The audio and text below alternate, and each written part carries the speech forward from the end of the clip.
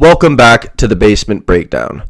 Combat sports fans, we are back with some more Championship 1 predictions. Sorry for a little bit of the delay.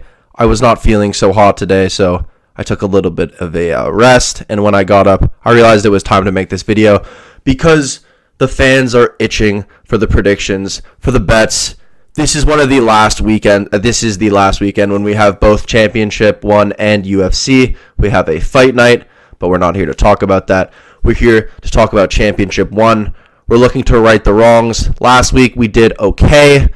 We took some bold predictions as we always do, and we had good reason to, but we are back this week with another Lumpinee card.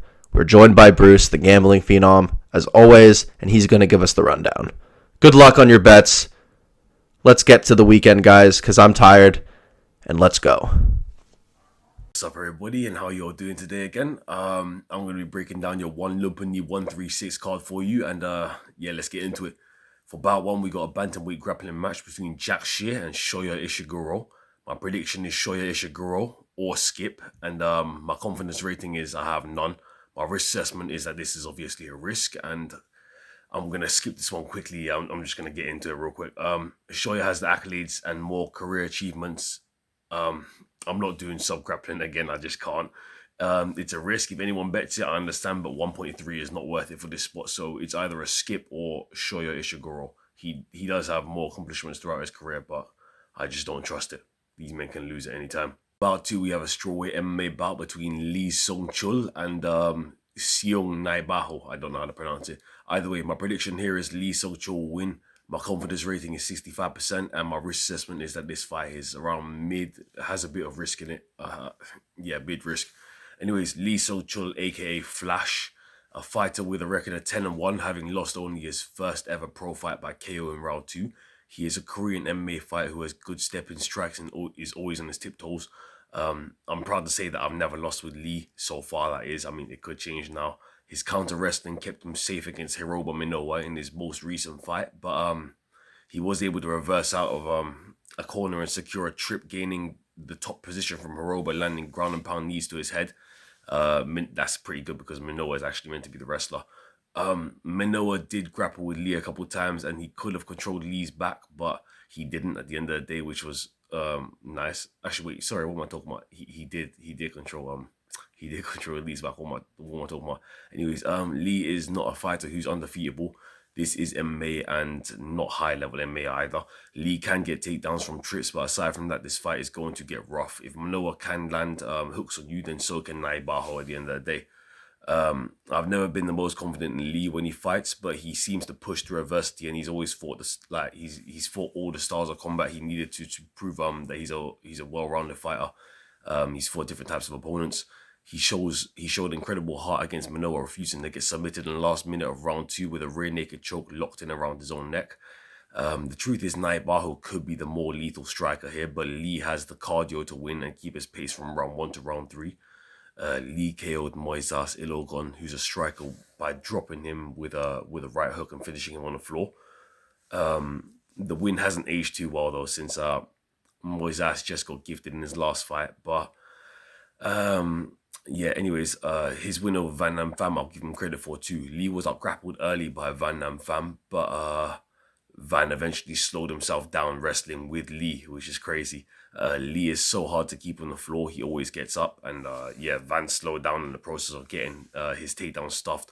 He lost his stamina, allowing for Lee's conditioning to outshine Van's. And the best part is he made adjustments in round 1, not after, which let me know from there who was going to win the fight when I had my money on it, which was nice. The striking is the only threat, in my opinion, coming from Naibaho. Van has the wrestling upside despite not utilizing it much, apart from when he defends onto swing Naibaho.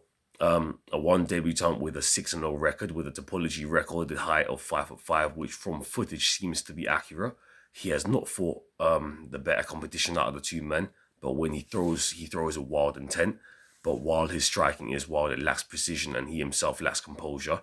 He has a chin that can take shots, but I doubt he's going to be able to walk through the fire of Lee to catch his big overhands and overextended hooks while planting his feet. he may land a few, but Lee won't let himself continue to get caught like by his strikes without adapting. Naibaho striking against Bagus Kunewan, who is his most recent opponent with a record of 4-4, which it wasn't elite. Like his striking against him was not elite. He usually intends to cross the distance between him and his opponents with a step-in hook, overhand, or his back leg to throw kicks. In doing so, he misses his body kicks or his head kicks because his opponents step back when they see the kick getting launched. Like it's very telegraphed.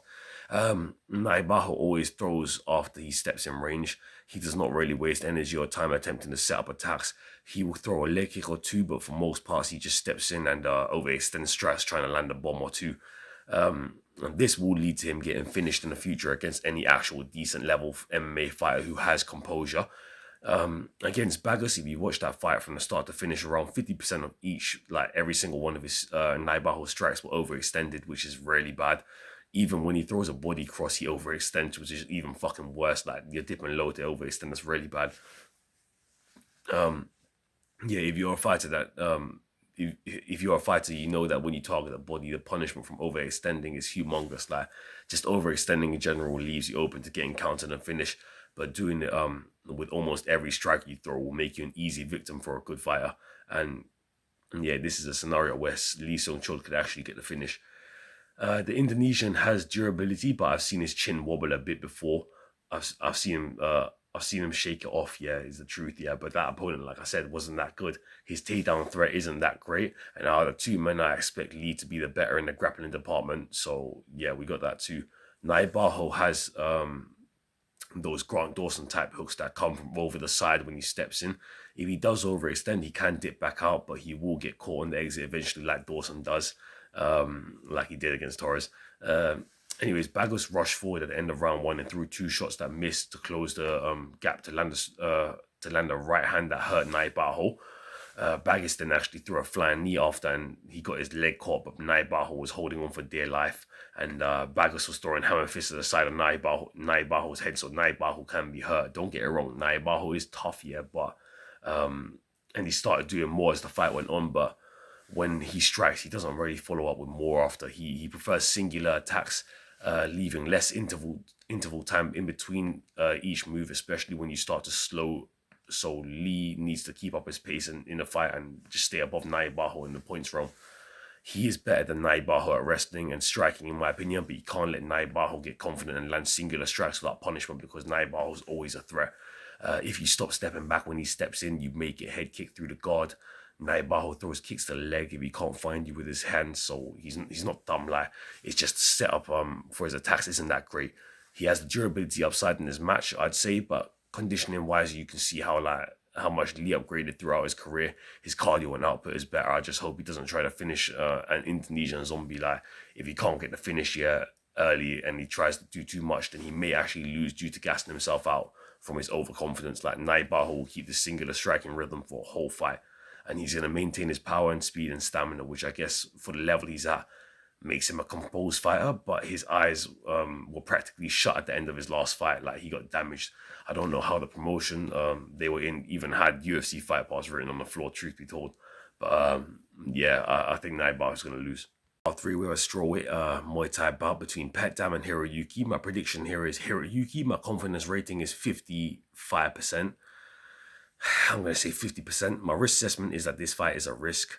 And yeah, let's get into it. Petdam, he's a debutant standing with a height of 5'9", allegedly, and whose record I myself cannot find, but I believe he has exactly 50 wins, and I can't tell his losses. The website I had didn't show his losses, only showed his wins. He is a Muay Thai fighter who is not used to small gloves. This will be his first time inside them. He has the average the average Thai tall kicker / clincher type style that we've seen many times before, and I hate betting against this type of fighter. They cause me mental issues the way they fight, and I've seen how he throws outside kicks to all three targets like the head, body, legs. He can be an issue in this setup in this fight here. Petdam does not have that high output, and his boxing is levels below Hiroyuki's in my opinion. The fact is, in this fight, I expect to see Hiroyuki hunt a KO win over Petdam because I've seen how Petdam fights. Petdam will attempt to kick and hunt and hurt Hiroyuki coming in. Hiroyuki is not a durable fighter, but he's fast, and he's faster than Petdam. Petdam also has not fought the better competition, and he is very young, only 17 years old, but he can go 5 rounds, which if you cut it down to 3 means more volume from him, which is a risk for us. I hate everything about this man's style. It's not a respectable fighting style. It's a style that just clings on and knees while holding your arm so you can't strike back. And yeah, since he's quite tall, he often leans forward in his fights like Alif does, but to throw a cross like Alif does, to throw a cross here with a follow-up knee, but he's not even close to being as lethal as Alif. He's got an array of switch kicks along with the fact that his head kicks are quite quick, but his boxing is almost non-existent. In some matches, his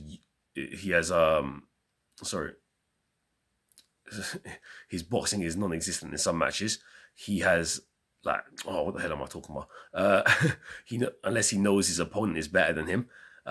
He just lost his last fight against Tet Mongkol, who outclassed him to a decision. In one, the pace of the fight would be something that he has to adjust to. Like, it's not something that he's witnessed before. He's not an aggressive fighter, and he should get outclassed on the feet, especially in the boxing round. But he will attempt to slow down Hiroyuki with his clinch and his kicks is the issue. The clinch is what worries me because despite Hiroyuki being a lethal kickboxer, kickboxing does not include clinching. So we will have to see if Hiroyuki can avoid the clinch and keep rotating until he lands a knockout shot. Anyways, let's get on to Hiroyuki. Hiroyuki Oshiro, aka Japanese Beast. He is 30 years old with 43 wins, 15 losses, standing at a height of 5'5". This is a very huge difference in height between the two men, yeah, and this could cause insane issues here for us in our fight, in our pick. Anyways, now this pick is not a confident pick at all. Like I said, I'm choosing who is clearly the better striker, and that is simple as that. Like, Hiroyuki may get knocked out, and there's a very high chance that he can get knocked out, especially by a head kick. But you can bet, that the better fight, like, I'm going to bet on the better striker here in this scenario at the end of the day because they're both strikers. If you get dropped once in this fight, you're going to lose at the end of the day. And since the height difference is so drastic, I can see Hiroyuki getting KO'd by a head kick. Like I said, it's a huge possibility. He just got KO'd recently. Well, not too recently, but yeah. The reason I'm taking him is because even though he has many faults, he is often beating his opponents until he gets dropped by a punch. Hiroyuki was winning against Padeshsuk last time out in 1. I was striking Padeshsuk until Padeshsuk managed to land a flash knockdown on him, which sucks for Hiroyuki. But Padeshsuk's not a bad fighter. Hiroyuki can't afford to take his eyes off the ball here in this match. If he goes down, if he does, he's going to get dropped by a kick. But the boxing from Petdam is so shit compared to Padeshsuk or Hiroyuki, that I don't think he's going to be able to get knocked down by it. It's just the fact that Hiroyuki can be flash dropped. And it's happened more than once. And in small 4-ounce gloves, any punch can put a man on the canvas. Against Padeshsuk, he was head kicked and dropped again. Like I said, I would say the head kick that head kick in that fight had a sprinkle of luck in it. But as Hiroyuki threw a jab at the same time walking into a head kick, it just happened to be a timing moment. But a random event moment. But anyways, his right hand guard was actually up when he initiated his jab, but as soon as his jab extended, his right hand lowered and then Padeshsuk caught him with the head kick, which it sucks. Anyways, Hiroyuki sucks for him, sorry. Anyways, Hiroyuki stood back up and then ate an elbow after getting rushed, which finished him. And that was the end of him in that fight. Hiroyuki has shown in small little gloves is much harder to trust him, and in Muay Thai his record is 2-1. After his latest loss in 1, he went on to fight 4 more fights outside of 1 and win all 4 by KO in Japan. 3 of them fights inside of round 1 actually, and he KO'd a man named Aka Radet, who fought Petnim Mongkon, who's an established 1 fighter. And he has high kicks of his own, and that he can land, including in this match, including the spinning kicks also. As the fight goes on, I do think we will see Hiroyuki slow down. If it reaches the 3rd round, that is. So Thailand could get a little robbery if if the Thai wins round 3 like they did with what was his name, PTT. Anyways, I doubt it'll go as far as the distance though. That's not really like Hiroyuki's game plan. He likes to go for the finish normally. If Hiroyuki appears in top form, he can take 2 rounds easily in this fight. His footwork and boxing are superior by a milestone. As long as he doesn't get head kicked or dropped, like I said, or like dropped by some flash punch by a man with literally zero boxing, yeah, then he should win. And add the avoid the clinch to that also, like just make sure that he doesn't get tied up and clinch too much. Yeah, he should be able to win. He needs to get out of clinch quick if he gets tied up, and yeah, he needs to not linger in the clinch. If he does, he's gonna lose. The worst part about his career and one is that he should have actually beat Prakai Petlek. He was robbed in broad daylight in one of his Muay Thai fights, so his Muay Thai career should not actually be 1 and 2. It should be 2 and 1. Like he should have 2 wins to 1 loss. Hiroyuki is skilled and he won't just headhunt. He'll hunt the body and attempt to break Petdam from there, and he will kick at Petdam's legs to slow down his output and off balance him. Like I said, the only things to worry about are the head kick, the clinch, and the fact I don't fully trust the chin of Hiroki. The Thai doesn't throw punches, so when he does, the unexpected strike actually could drop Hiroyuki. Like it's one of those ones that you don't like. It's like, you know, when Khabib dropped Conor, like you don't expect Khabib to throw strikes on Conor, yeah, but then he just didn't. He dropped Conor. We have a flyweight Muay Thai bout between Israel Dos Santos and Takuma Ota. My prediction here is Takuma Ota. My confidence rating is 65%, maybe 70, but let's say 65 for now. My risk assessment is mid/risk. Anyways, let's get into it. Israel Dos Santos, he's 23 years old with a record apparently I didn't write down his record. I apologize for this. Standing at a height of 5'6", he is a professional Muay Thai fighter who's competed in RWS before in other organizations around the world. He has a loss in 2023 in the first round against Roque Conceição, who fought on Dana White Contender Series recently. I can't pronounce his name. Sorry for that. But if you watch the Contender Series, you'll know who he is. He also has a loss to Samingdam Chor Ajalabun, but that's not the Samingdam that everyone knows. It's a different one. He has fought in one, but it's a different one.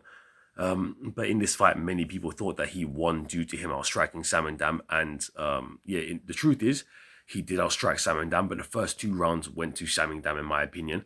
I don't know how I would judge this one, but the man who looked better at the end of the fight was actually Israel Dos Santos. Like in round 3, he took that round, so take that for what you want. It means he can compete with men that are like on the same level as Ritterdet or Mayemot, since like Samingdam beat Ritterdet, and anyways, he's fought those guys too. Well, not AMW, but he can compete with that level anyways. And since Samingdam beat Ritterdet, those are the men around the level that I fit in with. Like I classify him in. That's the group that I classify him with. He's not old, so he will be getting better with each performance, but I'll keep that into account. He has decent boxing, but his fights more often than not end up going the distance. He will be smaller than Takuma and much less durable. If he is to win, he will have to defend well. Maintaining his composure and distance while landing a strike here and there keeping on his feet constantly. The possibility of him winning is not low. He will probably outstrike Takuma if this fight goes to the distance, which is scary. But depending on how big the margin is in the striking count, along with the damage from each punch, it will let me know if Takuma wins here or not.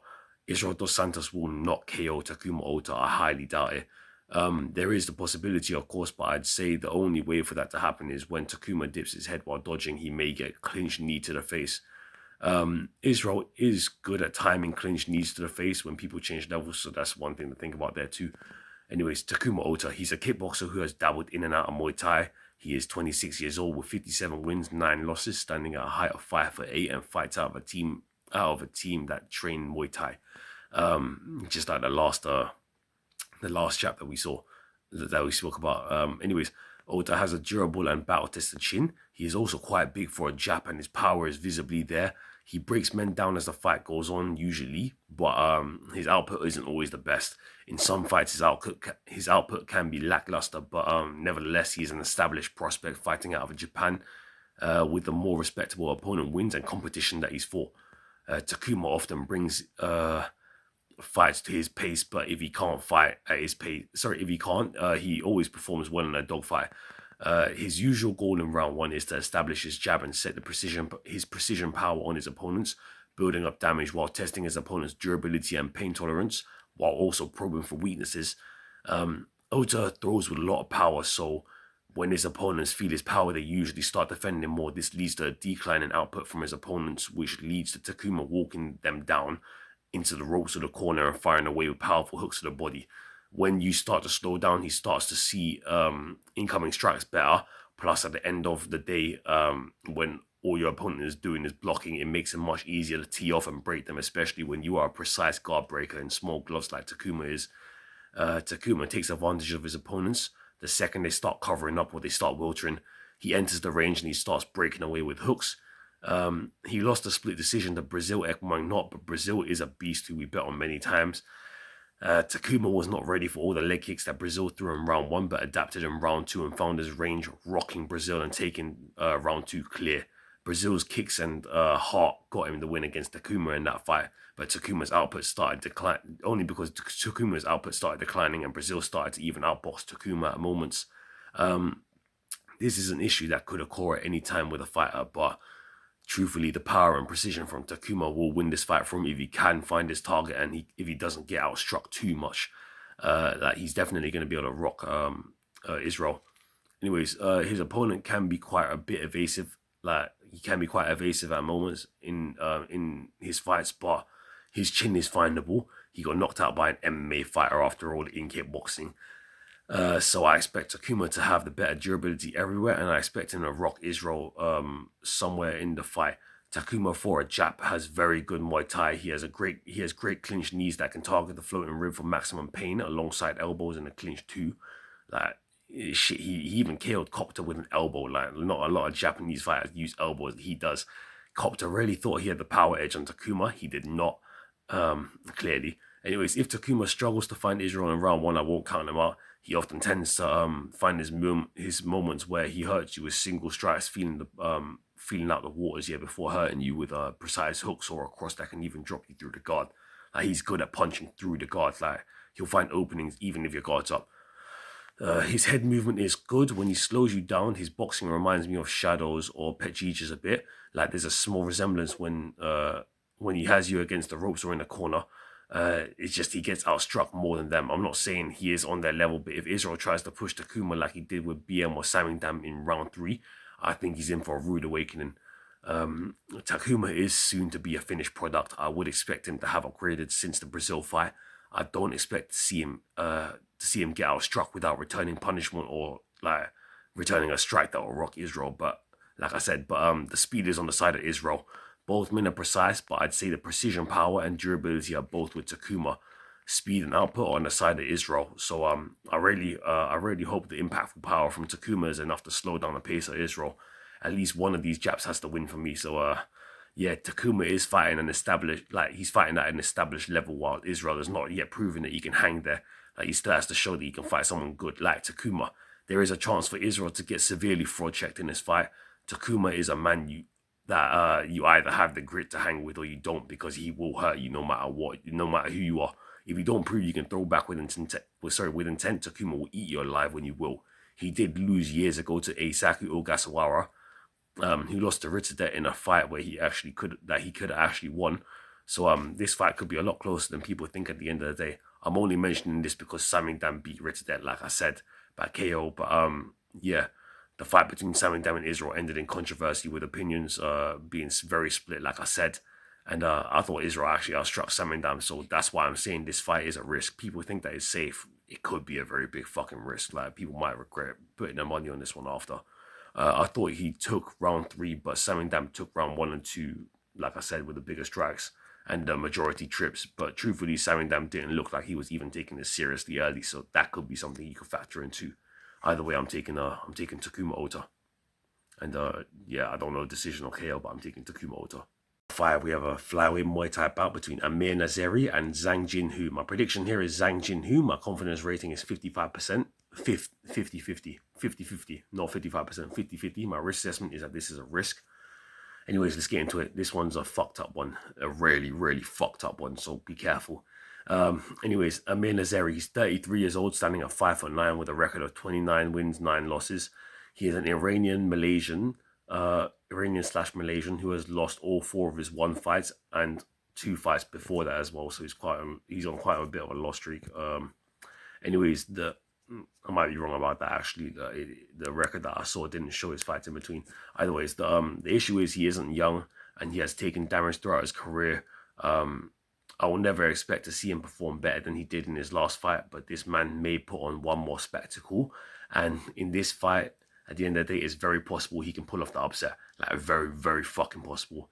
He will be outstruck, probably. He will have no advantages in any area this fight ends up going, apart from the fact that his chin, despite his age, is way more durable than Zhang's, like fucking miles.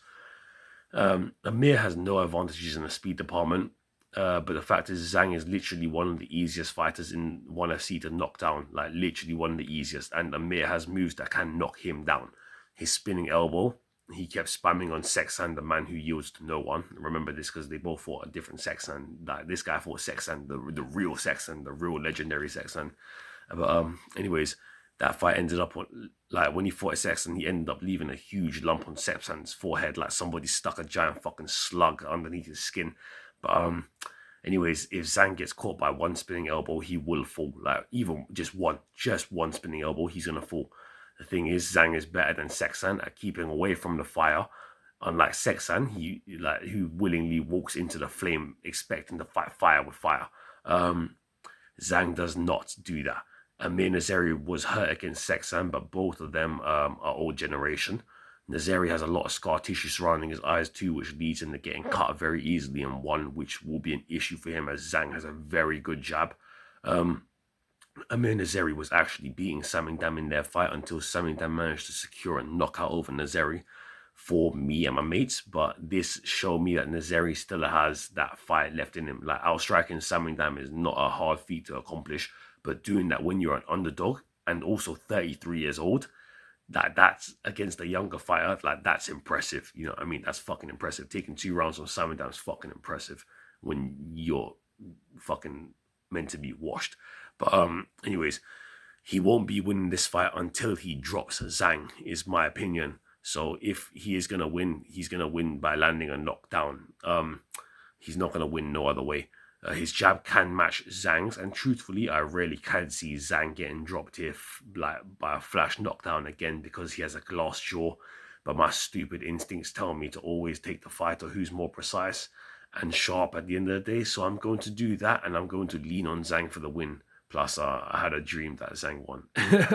Anyways, Zhang Jin, the Chinese tiger, he's 24 years old, matching Nazeri's height of 5'9" with a record of 38 wins, 17 losses, just over a 2-1 record. He is a Chinese team Medisatute fighter, and like most of the Medisatute fighters, he focuses on outstriking his opponents as the main goal to victory. He has dropped most of his opponents in his fights, but if he can't drop them, like against his most recent opponent, Sexan, not the same Sexan that I just mentioned, like I said, he will try to outpoint you. He was outpointing Sexan in all 3 rounds, knowing Sexan is a shit fighter. In fact, he practically broke Sexan's face apart, but since Sexan doesn't fall over, he managed to land one knockdown in round 3 on Zhang Jinhu, which won in the fight. It was a disgraceful robbery, and I don't care if Zhang got dropped once at the end of the fight. Zhang clearly won that fight as a 3.5 times underdog. He practically butchered Sexan, but Sexan gets the win because glass jaw Jinhu falls one time. That's just how 1FC is. It's a joke, but it is what it is. It was worse than Kasan versus Lamsing, honestly. Like, it was a joke. Like, he butchered him more than Kasan butchered Lamsing and after the one knockdown. But yeah, that's how one is, and it's a promotion that, like, it's just a fucked up promotion, a robbery promotion at the end of the day. I will be taking Zhang, but if the odds are good on Nazeri as an underdog, I will take Nazeri due to the fact that one knockdown wins a fight. But since I saw that, now I've seen the odds here that he's not good enough of an underdog, so I'm going to go with Zhang. They practically pick him. Anyways, Jinhu is the type of guy who doesn't care. Who doesn't care if he loses to an OG, like fucking. Jinhu's the type of guy that one doesn't care for. Like, they don't care if he loses to an OG contracted fighter like like Nazeri. Anyways, Zhang could even be a sacrifice here, truthfully, and there is such a high chance of like Zhang getting dropped that it's fucking scary, man. It's terrifying. Zhang has a great jab and cross, but he can be hit. Like I said, I hope that his almost 1 year layoff that he's had has improved his chin, because truthfully, he's not a bad fighter at core. He has the ability to be really fucking good, like really fucking good. He just falls way too easily, like, and he loses his composure. He fell twice in 1 minute to Hiroki Naruo at the start of round two. And then at the start of round two, he caught Hiroki with a left right that dropped him within 20 seconds. But halfway through the second, he ate a horrendous nut shot. He didn't take any time to rest, went straight back into war and ate another nut shot. Hiroki wasn't even given the card, which is unbelievable. Like, no foul. Zhang was dropped in round three by a body kick, but like, am I meant to pretend that nut shots didn't have any effect on his fucking belly? Because they fucking did, you know what I mean? Like, they 100% did. He got kicked in so hard in the groin that his nuts were probably floating next to his kidneys. Either way, truthfully, Hiroki Naruo is really skilled, but he's not disciplined or composed. He beat Zhang, but lost to a bum in his most recent bout. So yeah. Anyway, Zhang is a man who, like I said, can fall to anyone, but he has fought speed artists and survived the onslaught before. Matter of fact, he has an impressive KO victory. He has an impressive KO victory. When he lands impressive KO victories when he does win in his last bout against Sexan, not the same Sexan I mentioned before. He was clearly up 2 rounds, like I said. Then he just fell in round 3. He was winning the whole fight as a 3.5 underdog, but he switched from his evasive mid-institute jabbing style to a similar style to Noiri's, which it led to him just trading inside the pocket and falling one time. Yeah, despite getting the better of almost every exchange, like you just can't trust a man that he's gonna be winning the whole fight, yeah, and then he loses by 1 knockdown. Like, you can't really trust either man in this fight, yeah, to win you money. Both of them aren't really on a good career trajectory, but the fact is, you can be counting on Zhang, yeah, to be focusing on his composure and his guard even more, like in this next upcoming fight. Like he mentioned last fight that he knows he himself is a wild fighter, but composure will lead to a victory for him. He knows he falls too often and is working on that issue. He is without I even saw it in the last fight with Sexan, yeah. He was fucking holding up his guard a lot. He just fucked up in round 3 by making a stupid mistake. He gave away the win. Like, yeah, they could just storyline this fight for Amir, which is an issue. But yeah, like I said, Amir did damn good against Samindam. He still has fight in him. And even against Taiki Naito in round 3, like he did fucking good against Taiki. Like, so you know that he can show up at any time. He's not a fucking quitter. The thing is, if Zhang can keep focused and stick to his game plan without changing, then he can fight Amir Amir all day long. Amir's nose is easy to bleed and easy to bruise. He cuts pretty easily, and against Taiji or Savas Michael, he was completely outmaneuvered because he keeps on telegraphing his strikes. His entrance is quite visible, but aside from that, Zhang can be caught, like I said, and Zhang's not faced a level of opponents that Taiji or Savas, like Taiji or Savas or Sexan or Samindam. So if you bet here, you bet at your own risk, but I'd advise staying away from this spot. Like, I think Zhang wins, but I'm damn scared. Bout 6, we have a lightweight Muay Thai bout between Maksim Bakhtin and the opponent changed 1 minute. Let me get the card up. Maksim Bakhtin and Abul Fazl Ali Porandi, who is nicknamed the Silver Wolf, I believe. The White Wolf or Silver Wolf. Either way, it's a fucking badass name. Anyways, my prediction here is Maksim Bakhtin. My confidence rating is 100%. 100%. My risk assessment is that this fight is safe. Let's get into it. Maksim Bakhtin, 11-0, 22 years old, 6'3", has 2 fights inside of 1, but I've seen his fights outside of 1 also. And in the lead up for his fight against Teng Nong, who he beat with a spinning elbow after getting his leg caught. Anyways, Maksim is a sniper fighter who utilizes his range very effectively. His spinning elbows and spinning kicks are not thrown without intent. They when they land, they break people. There's no way I'd ever bet against Maksim in this spot. It wouldn't make sense, truthfully. But I'd say that. But now he has an opponent change. Like I said, he's fighting Abul Fazl Ali Porandi. Anyways, who's fighting out a team Institute as well. So anyways, yeah, the only way Aboful wins is by like a KO, a knockdown won't be enough to beat Maksim, in my opinion. Maksim is very reliable at landing big knockdown shots. His long limbs allow for him to evade flawlessly while just sniping until he finishes you with a game-ending strike. If he wasn't fighting this Abol Fazl guy, I would take Maksim by KO. But the fact is, he's fighting Abol Fazl, and now I don't know if he's going to get the KO. He might actually get a decision because I've seen him go distance before outside of one. Anyways, let's get into the other guy, Abol Fazl. I have nothing written down about him. He's like 12-0 or 13-0, something like that. But all I know is, cool. He KO'd Liam Nolan, in his last fight, which was, how long ago was this? May 3rd, 2025. We had Abol Fazl, I'm pretty sure, to beat this guy. I'm pretty sure I had him. Anyways, he's 5'10". He fights out of Iran.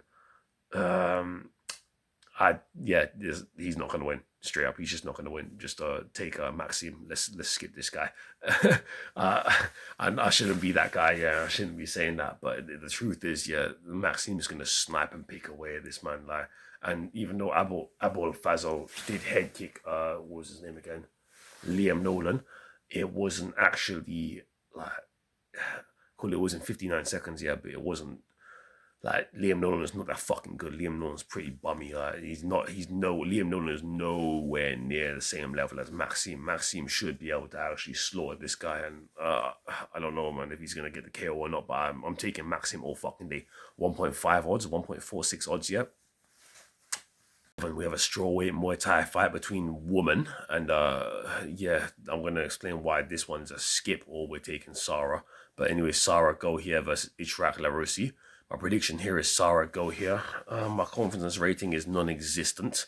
My risk assessment is that this is obviously a risk. Sarah go here is 21-7. She's aged 31. She is a retired female fighter who transitioned into a commentator, who I hate because she doesn't know what the fuck she's talking about. She's one of the dumbest commentators I've ever heard in my life. She's a stupid girl who opens her mouth and says literally the dumbest shit I've ever heard in my life. In one, the one commentator, that's her. She's fucking brain dead stupid. She's literally the dumbest commentator I've ever seen in my life, and the worst fighter. But she's practically being fed this fight, I think. I'm going to describe her whole style in one word: clinch. She has nothing but the clinch. Her head movement is dog shit and non-existent. Her durability is the only thing that stands out to me. And saying that isn't that good. Like, that means you're getting hit a lot for me to see the fucking durability you got. She's a boring fighter who will hold onto you till the bell for a victory, and that's what I expect her to do in this match coming out of retirement. Honestly, I don't even know why I'm giving out predictions for such a shit fight. Most of the fights this week are extremely fucking risky. I'm not going to go in depth on this fight. I just can't. I cannot find footage on a Moroccan opponent that she's fighting, but all I know is she beat a German girl by decision last match. I'm being honest. If I can't find footage, I'm going to tell you. Anyways, they're both very low level, and this woman on her Facebook and shit, she considers herself a hashtag strong woman, etc., etc., etc., fitness personality type of girl. So I don't need a man type of girl. Anyways, both these girls don't deserve to fight inside of one, and if you bet on Sarah here and lose, don't blame me. Why would you bet on these shit women? End of the day, Sarah is one, she's the one my people think wins. Footage on the opponent that I've seen, like the little footage that I have, shows me that she's shit, and it's a battle of shit versus shit. Honestly, I don't know what one is doing. Like, one is a promotion that's $500 million down in investors' fucking money. One is a failing company who keep rigging matches and fixing fights. So I can only assume they're gifting Sarah a bum here. Sarah has so many haters who will bet against her, and trust me, I would love to see Sarah get smoked, but I doubt she will. I think this is some storyline shit for her. Her boyfriend's fighting on this card too, so that's how it is. I just think that she's gonna clinch her way to a victory, and it's gonna be boring as shit. But look, how do one favor fighters as long as you just clinch? They say, oh yeah, that's exciting.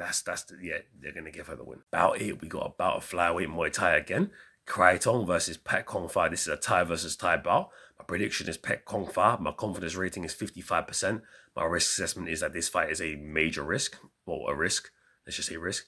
Anyways, Kraithong, he's a fighter whose record I do not know, unfortunately. He is 5'7", 20 years old, and he won his last fight against a regional Thai named Dek Doi in round 3 by KO with an elbow after being dropped in round 2. So he secured a comeback victory practically. I did not like what I saw from him. He was losing the fight until he won. He is a fighter who does not exceed my expectations with his boxing, but he has good kicks and elbows that can put a man to sleep. He was pressured into the ropes by Dek Doi multiple times and managed to secure a well-timed counter elbow that knocked out Dek Doi. If it wasn't for the elbow and the fact that Dek Doi tried to finish him instead of coasting to a win, he would have lost. He would have lost his fight and wouldn't be here getting a debut shot. But the fact is, he can land elbows, so he is a threat at the end of the day. 2 fights ago, he was knocked out by Dempayak, but I don't blame him. Dempayak is a good fighter who's 9-1 in his last 10. Dempayak also fought Payak Surin outside of 1 and lost, but it was a good fight for me to witness. I learned that he's a fighter who can easily be outstruck, like easily in matches, usually relying on his boxing or counters to land knockdowns.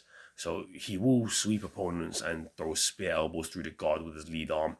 He is right-handed, but I've seen him in southpaw before. He utilizes the double jab on entrance and follows up with body kicks, but in almost all his fights, I've seen him hurt in the corner. He is a clinch fighter who utilizes knees. He's not focused like primarily clinch, but he can clinch and use knees as well. Like if he is up on the scorecards with a knockdown, and if he is up on the scorecards like with a knockdown from an elbow, yeah, just know what to expect from him. He's gonna hold on like in clinch until the bell, yeah, like a little bitch. But when he fought Dek Doi for his most recent match, it was a rematch and he was losing the fight. Like I said before, getting the KO victory, this does not make me feel comfortable about his skill level, as he literally was on the path to losing to a man that he already beat. And that man, literally that man that he already beat, yeah, was beaten by Jonathan Santos Tobias. So and other men similar to his skill. So I don't trust Kraithong. He's not elite anywhere and is easily outstruck on the scorecards. Pet Kong Fa.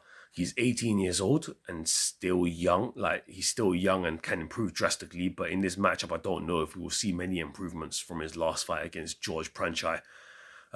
He played inside the clinch with George the whole fight and lost due to getting out clinched. Despite being out clinched, he actually can clinch opponents with his lean, slender frame. Although I'm not sure if he can here in this fight. Whoever wins the clinch exchanges in this fight wins the fight as a whole, probably. Thing is, I've seen Kraithong, by the way, George Pranchai beat the guy that beat the other guy. Anyways, thing is, I've seen Kraithong lose to a man with a similar style to Pet Kong Fa, but I also know Pet Kong Fa is not as good as the man that Kraithong lost to. Kraithong is easy to outbox from what I'm seeing, and Pet Kong Fa is not a boxer. But Pet Kong Fa is not a boxer. Like, he's a kicker with long legs that can be thrown straight up the middle of the body or the head. I've seen Kraithong caught by head kicks like this before, so I don't put it out of the realm of possibility that they can land, which is nice. Pet Kong Fa has longer arms and a taller frame, which he uses well to frame off from his opponent and block incoming strikes. He will utilize stepping knees that work quite effectively in his southpaw stance, along with exit range hooks. But his most lethal weapons, I'd say, are his elbows. They spear through guards, and his tomahawk elbows in clinch can be devastating. Like, they cause cuts to open up quick, and plus his tall lean frame allows for him to allow for his tomahawk elbows to cause insane damage. Like, he can strike from above his opponent's like heads very effectively. He is also a push kicker, and he can keep opponents at distance. And when he can, he'll time the entrances with body teeps or leg teeps that disrupt the flow of his opponents. He is younger by 2 years, but I've seen improvement wise. I expect to see more in store for Pet Kong Fa's future than Kraithong's. He's more technical, I'd say, and should be able to keep a points lead in this fight, but I'm not convinced at all, really, between these two. Both men have lost a lot in their careers, so I wouldn't be surprised to see either man Not able to adapt in this one once the fight starts. But I'd expect this fight to be quite traditional at the end of the day. In the starting rounds, both men, I'd expect for them to be feeling each other out. But as the fight goes on, I expect a long reach from Pet Kongfa's kicks to annoy Kraithong into forcing the distance to close. If he catches Pet Kongfa's kicks, Pet Kongfa's arms are so long, he just has to launch us straight at you to get you to let go of his leg. Like, he's not dumb. He can hold his advantage on the scorecards, which is what I expected from him. Like, that's what I expect him to do. If the gap really gets closed tight into the clinching range, I expect him to also be the better in the clinching exchanges, like ever so slightly too. Both men can catch and land elbows, but I'm not confident in the weaponry from an 18-year-old just yet. Like, he will be holding the lead in this fight for the most part if he can keep the opposing Thai at bay. But if he can't, like, let's just see how good he does in clinch first. If he doesn't do good in clinch, and he starts getting rocked in clinch, then he's going to have some issues. Bout 9, we got an atomweight Muay Thai bout between Chatpit and Harling Om. My prediction is Chatpit. My confidence rating is 60%, 63%. Risk assessment is mid/risk. Anyways, Chatpit, he has a record of 61-17. He is 26 years old with a height of 5'2". He is a fighter who I'm not confident in at all. I've always thought his style is mediocre and lacks clean precision striking. With his style revolving more around durability and the ability to take a strike and to give one whilst barely being above in the scorecards. This can be a big issue in this fight with his upcoming Myanmar opponent, because both men are very durable and both take one to throw one at the end of the day. Chatpitch's output isn't that great, and is what lost in a fight against a low-level Nitikon because he was not striking and getting his game going. He was almost scared to enter the range with Nitikon due to Nitikon hitting precision strikes whilst evading. Thing is, I think Chatpit can keep up with the strike count against Harling Om if he's careful enough. Like, it'll be very hard for Harling Om to drop Chatpit with a punch. By the way, just so anyone knows, Naya Mohammed did not lose to Nitikon. That was some bullshit, fucking horrendous robbery bullshit fight between them two. But anyways, he couldn't drop the non-durable Tenitsu. That Chatpit couldn't drop the non-durable Tenitsu. Harling Om couldn't drop the non-durable Tenitsu. But at the end of the day, Tenitsu had better footwork and evasion skills than Chatpit. So if Chatpit is not careful, he could actually get rocked by Harling Om. Chatpit was dropped by a head kick in round 2 against Nuapet, but he survived the head kick and went on to drop Nuapet twice. So you can't trust Chatpit. This man is used to he's used to losing fights. He is another fighter that when you check his regional record, he has 5 losses in a row, outside of one. Throughout his career, it's not very good. He has fought overall the better competition than Ling, but Ling has proven when you hit him, it's impossible for him to show damage on his body or face. It's like hitting a rock. Even Uri Ishii was shocked that he himself had blood in his nose, and Harling Om had no visible damage after all the work he put in through round 1 and 2. Chatpit is not a man that you can trust to unleash his hands in a ring. He beat men like Kunsuk twice, but lost to Nitikon, like I said, and other regional fighters who are much lower level than Kunsuk. This is a fight that could have a very random outcome. Chatpit relies on hooks. He does not utilize straight punches, which I guess is why he has so many losses on the Thai regional scene.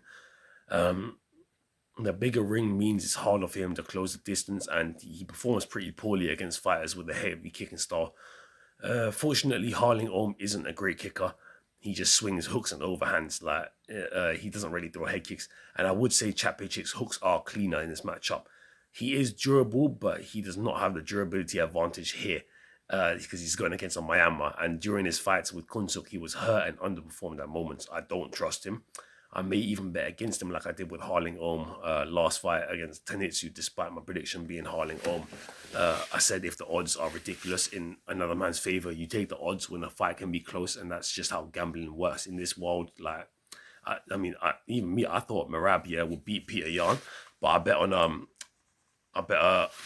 one parlay on Merab decision, and I also placed one parlay on Peter Yan, and I actually placed more money on the Peter Yan one because I knew that Peter Yan was injured in their first fight. Nobody thought Yan would win. I thought it would be 60-40, 60% to 40%. But I took that 40% for the win. You don't place here on who you think wins sometimes. If you know it's a close fight, you take the underdog sometimes. You know what I mean? And yeah, like don't be stupid. Like if you guys place on chat pitch shit, yeah, while he's a 1.3, and like if you lose, yeah, like don't be betting him in everything. Like bet him in one if you want to, yeah. Bet against him if you want to too. There's a chance of that happening, yeah. But betting parlays, isn't it? Like this is one championship at the end of the day. This is the home of rigging and robberies. You gotta remember that they're $500 million in the hole. They want your money, and the majority of people will bet on the favorites to win, like chapid shit. So when it's a close fight like this, oh yeah, combine these picks, yeah, like my one picks with basement breakdowns, UFC picks, and this card, like yeah, if you do that, yeah, you'll probably be able to make a profit. Like, let's just be careful betting in play for this card. Like, making parlays on this card is a very tough card to make parlays on. For me, I'm going to be taking one FC parlays and combining them with UFC. I don't want to fuck about. I don't want to lose money. I'm trying to make money here.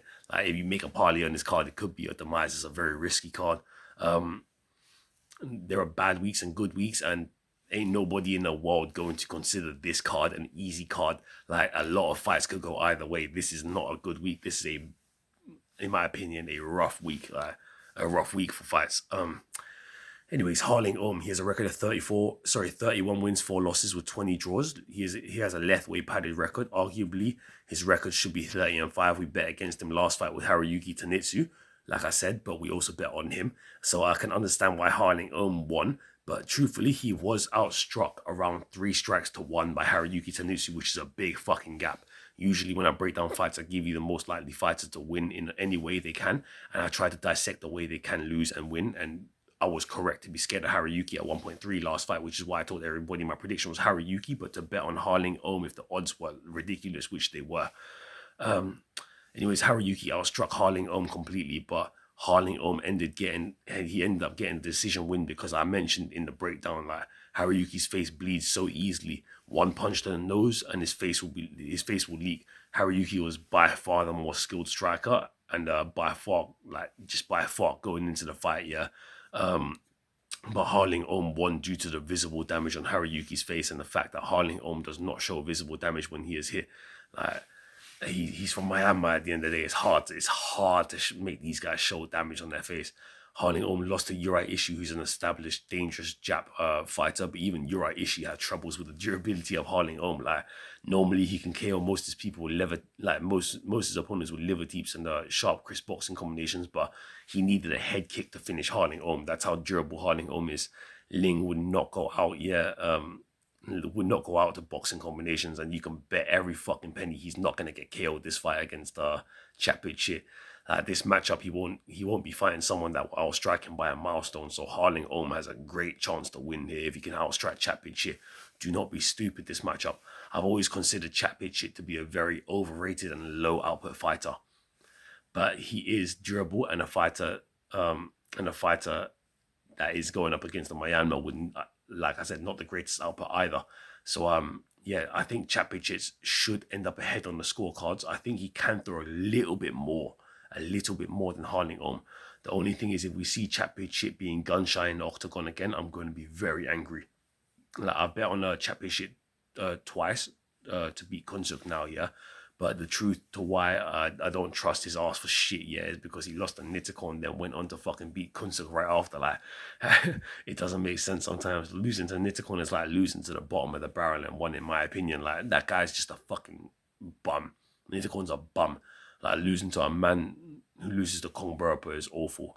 And yeah, like, anyways, it's quite frustrating. Anyways, I'd be very careful with most of this card. Like, ain't nothing safe this weekend apart from Maksim, in my opinion. Bout 9, we got atomweight Muay Thai bout between Chapid Chit and Harling My prediction is Chapid Chit. My confidence rating is 60%, 63%. Risk assessment is mid/risk. Anyways, Chapid Chit, he has a record of 61-17. He is 26 years old with a height of 5'2". He is a fighter who I'm not confident in at all. I've always thought his style is mediocre and lacks clean precision striking, with his style revolving more around durability and the ability to take a strike and to give one whilst barely being above in the scorecards. This can be a big issue in this fight with his upcoming Myanmar opponent, because both men are very durable and both take one to throw one at the end of the day. Chapid's output isn't that great, and is what lost in a fight against a low-level Nitikon because he was not striking and getting his game going. He was almost scared to enter the range with Nitikon due to Nitikon hitting precision strikes whilst evading. Thing is, I think Chappichit can keep up with the strike count against Harling Om if he's careful enough. Like, it'll be very hard for Harling Om to drop Chappichit with a punch. By the way, just so anyone knows, Naya Mohammed did not lose to Nitikon. That was some bullshit, fucking horrendous robbery bullshit fight between them two. But anyways, he couldn't drop the non-durable Tenitsu. That Chappichit couldn't drop the non-durable Tenitsu. Harling Om couldn't drop the non-durable Tenitsu. But at the end of the day, Tenitsu had better footwork and evasion skills than Chappichit. So if Chappichit is not careful, he could actually get rocked by Harling Om. Chappichit was dropped by a head kick in round 2 against Nuapet, but he survived the head kick and went on to drop Nuapet twice. So you can't trust Chappichit. This man is used to he's used to losing fights. He is another fighter that when you check his regional record, he has 5 losses in a row, outside of one. Throughout his career, it's not very good. He has fought overall the better competition than Ling. But Ling has proven when you hit him, it's impossible for him to show damage on his body or face. It's like hitting a rock. Even Uriah Ishii was shocked that he himself had blood in his nose and Harling Om had no visible damage after all the work he put in through round 1 and 2. Chappichit is not a man that you can trust to unleash his hands in a ring. He beat men like Kunsuk twice but lost to Nitikon, like I said, and other regional fighters who are much lower level than Kunsuk. This is a fight that could have a very random outcome. Chappichit relies on hooks. He does not utilize straight punches, which I guess is why he has so many losses on the Thai regional scene. The bigger ring means it's harder for him to close the distance, and he performs pretty poorly against fighters with a heavy kicking style. Fortunately, Harling Om isn't a great kicker. He just swings hooks and overhands. He doesn't really throw head kicks. And I would say Chappichit's hooks are cleaner in this matchup. He is durable, but he does not have the durability advantage here. Because he's going against a Myanmar, and during his fights with Kunsuk, he was hurt and underperformed at moments. I don't trust him. I may even bet against him like I did with Harling Om last fight against Tenitsu, despite my prediction being Harling Om. I said if the odds are ridiculous in another man's favor, you take the odds when a fight can be close, and that's just how gambling works in this world. I thought Merab would beat Peter Yan, but I bet one parlay on Merab decision, And I also placed one parlay on Peter Yan, and I actually placed more money on the Peter Yan one because I knew that Peter Yan was injured in their first fight. Nobody thought Yan would win. I thought it would be 60-40, 60% to 40%. But I took that 40% for the win. You don't place here on who you think wins sometimes. If you know it's a close fight, you take the underdog sometimes. You know what I mean? And don't be stupid. If you guys place on Chappichit, while he's a 1.3, and if you lose, don't be betting him in everything. Bet him in one if you want to, bet against him if you want to too. There's a chance of that happening, but betting parlays, isn't it?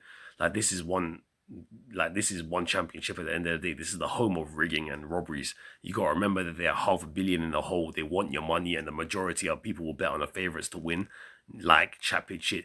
So when it's a close fight like this, combine these picks, my one picks with basement breakdowns, UFC picks, and this card, if you do that, you'll probably be able to make a profit. Just be careful betting in play for this card. Making parlays on this card is a very tough card to make parlays on. For me, I'm going to be taking ONE FC parlays and combining them with UFC. I don't want to fuck about. I don't want to lose money. I'm trying to make money here. If you make a parlay on this card, it could be your demise. It's a very risky card. There are bad weeks and good weeks, and ain't nobody in the world going to consider this card an easy card. A lot of fights could go either way. This is not a good week. This is in my opinion, a rough week. A rough week for fights. Anyways, Harling Om, he has a record of 31 wins, 4 losses with 20 draws. He has a left way padded record. Arguably, his record should be 30-5. We bet against him last fight with Haruyuki Tenitsu, like I said, but we also bet on him. So I can understand why Harling Om won. But truthfully, he was outstruck around 3 strikes to 1 by Haruyuki Tenitsu, which is a big fucking gap. Usually when I break down fights, I give you the most likely fighters to win in any way they can. And I try to dissect the way they can lose and win. And I was correct to be scared of Haruyuki at 1.3 last fight, which is why I told everybody my prediction was Haruyuki, but to bet on Harling Ohm if the odds were ridiculous, which they were. Anyways, Haruyuki outstruck Harling Ohm completely, but Harling Ohm ended up getting the decision win because I mentioned in the breakdown, like, Haruyuki's face bleeds so easily. One punch to the nose and his face will leak. Haruyuki was by far the more skilled striker and by far going into the fight, yeah. But Harling Ohm won due to the visible damage on Haruyuki's face and the fact that Harling Ohm does not show visible damage when he is hit. Like, he's from Myanmar at the end of the day. It's hard to make these guys show damage on their face. Harling Ohm lost to Uri Ishii, who's an established, dangerous Jap fighter, but even Uri Ishii had troubles with the durability of Harling Ohm. Like, normally he can KO most of his people with most of his opponents with liver deeps and sharp, crisp boxing combinations, but he needed a head kick to finish Harling Ohm. That's how durable Harling Ohm is. Ling would not go out, would not go out to boxing combinations, and you can bet every fucking penny he's not gonna get KO'd this fight against Chatpid shit. This matchup, he won't be fighting someone that will outstrike him by a milestone. So Harling Ohm has a great chance to win here if he can outstrike Chatpid shit. Do not be stupid this matchup. I've always considered Chatpid shit to be a very overrated and low output fighter, but he is durable and a fighter that is going up against the Myanmar with, like I said, not the greatest output either. So I think Chatpid should end up ahead on the scorecards. I think he can throw a little bit more than Harling Ohm. The only thing is, if we see Chatpid being gun shy in the octagon again, I'm going to be very angry. Like, I bet on Chatpid twice to beat Kunsuk now, yeah. But the truth to why I don't trust his ass for shit, yeah, is because he lost to Nitiko and then went on to fucking beat Kunsuk right after. Like, it doesn't make sense sometimes. Losing to Nitiko is like losing to the bottom of the barrel and one, in my opinion. Like, that guy's just a fucking bum. Nitiko's a bum. Like, losing to a man who loses to Kong Burpa is awful. And anyways, it's quite frustrating. Anyways, I'll be very careful with most of this card. Like, ain't nothing safe this weekend apart from Maksim, in my opinion. 11, we got a lightweight Muay Thai bout between Pet Kao Kradong and Ali Kela. My prediction here is Pet Kao Kradong. My confidence rating is that this fight is literally 50-50. And my risk assessment is that this is obviously a risk. Pet Kao Kradong. My confidence rating is not high, by the way. Anyways, Pet Kao Kradong. The hell? I didn't even fucking... Oh, I did write down this stuff. What am I talking about? Ali Kela. He is 26 years old, 6'1" with a record of 19-2. He won as a 5-time underdog against Michael Baranov, who was 11-2 at the time. I don't give him his credit too much for this win, as he kicked Baranov in the nuts 5 seconds into the fight, like horribly. And inside of one, I've mentioned this many times before, they don't give you appropriate injury time in Muay Thai. They expect you to just shake off the nut shot and fight on instantly like some fucking cyborg. But Baranov continued the fight after the nut shot, and he was the better fight, outstriking and outskilling Kela to each kick and punch. Ali Kela was using a lot of his leg feints into his Turkish boxing. I shouldn't even say Turkish. He's from Team Medicine too, by the way.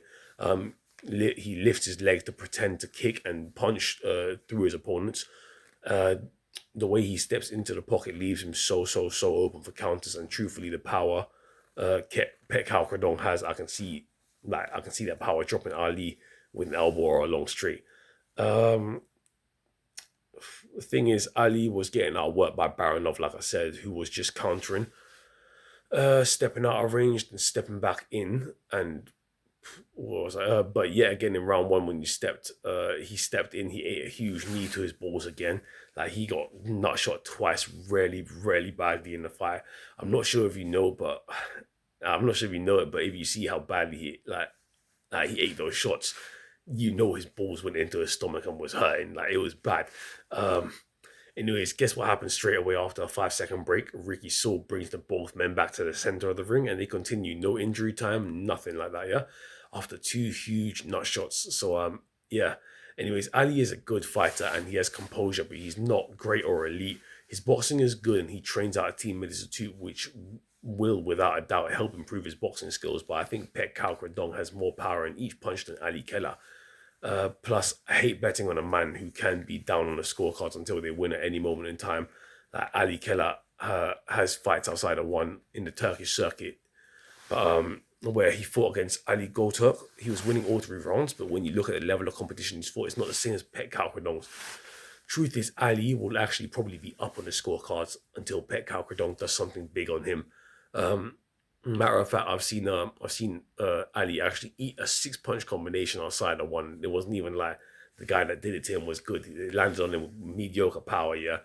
And Ali got caught by it. Anyways, Ali is not a bad fighter, but he can win for sure in this matchup. I've seen him get outworked before by a man with a 9-3 record named Gabov from Russia inside of some K1 ring.